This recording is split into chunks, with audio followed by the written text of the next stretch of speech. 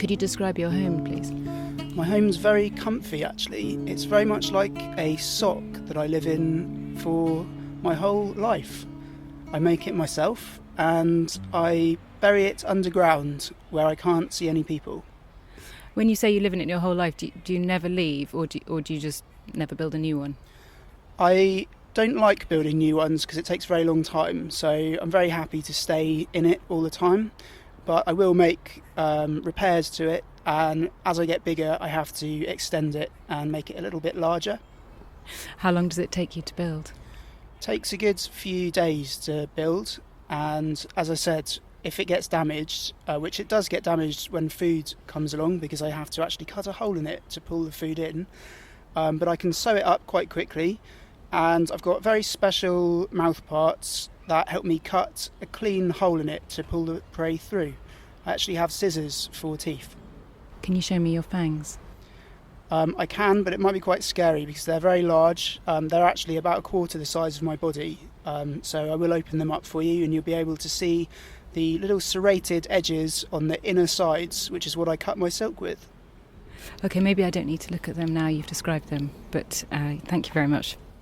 Have you been out of your purse at all since you built it? I only left it once, and this was a long time ago, maybe 2 years ago, when I was very rudely pulled out of it by some disturbance. I think it may have been goats trampling over the top of me, and I had to very quickly bury what was left of it and make some adjustments, let's say. So I don't like coming out of my home, which means I don't get to see many people at all. In fact, no one. Would you say that you're quite shy? I am quite shy, yes. I don't have any doors to my home or windows. It's very dark and it's a very lonely place to be, but that's how I like it. But you've got a wife in there with you, haven't you? No, I actually live completely alone, and to be honest, there's not much space in here, and if I was in here with a lady friend, it's quite likely she would eat me. So it's quite good that I'm on my own, but I know that one day I am going to have to leave to find a friend, and I'm not too sure when that day is going to come. I might choose a nice sunny day in the autumn or maybe the spring, and then I'll leave my web, and probably for good, and that will be it, off to find a mate. And how do you go about finding a mate? It's very tricky because there is a high chance of getting eaten, so I have to use very special chemicals in the air that I can smell using my feet and hairs on my feet, and I can sense vibrations as well, so I will be looking out for the signs of a mate, but obviously she will be buried as well. So I will have to basically have a look for the web, and I can detect the web from quite a long way away because of the smell. So are you planning to do that quite soon? Would you like a family? Well, I have an urge to leave the house. I'm not sure exactly why that is yet, but we'll find out. What happens to you after you've mated? I will see how I'm doing. It could be quite a dangerous process, so I may lose a few legs. I may not survive the process. But if it works out okay, then I'll probably go off and perhaps try again with someone else.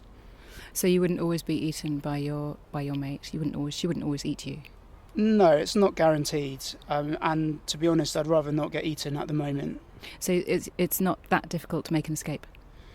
It's not, no. I would attempt to escape, unless I'm on my last legs, and then I probably won't have the energy, and she might as well eat me. Should I be scared of you? No, not at all, really. I'm very shy and I don't bite, so there's really nothing to be scared of. But you're the cousin of the tarantula. Quite a long, distant cousin to tarantulas because we share very similar mouth parts. But I'm not very aggressive, so maybe I have some more scary cousins, but I don't take after that side of the family. Is there anything about you that is weird or unusual?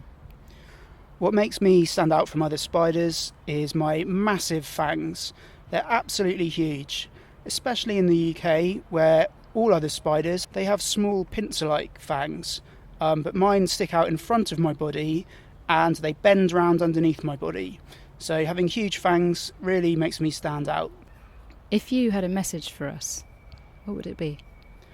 Well, my message to everyone would be not to be scared of spiders, because we have very interesting lives and we're not out to get you. We just want to have a nice time, really. So be nice to spiders is the message.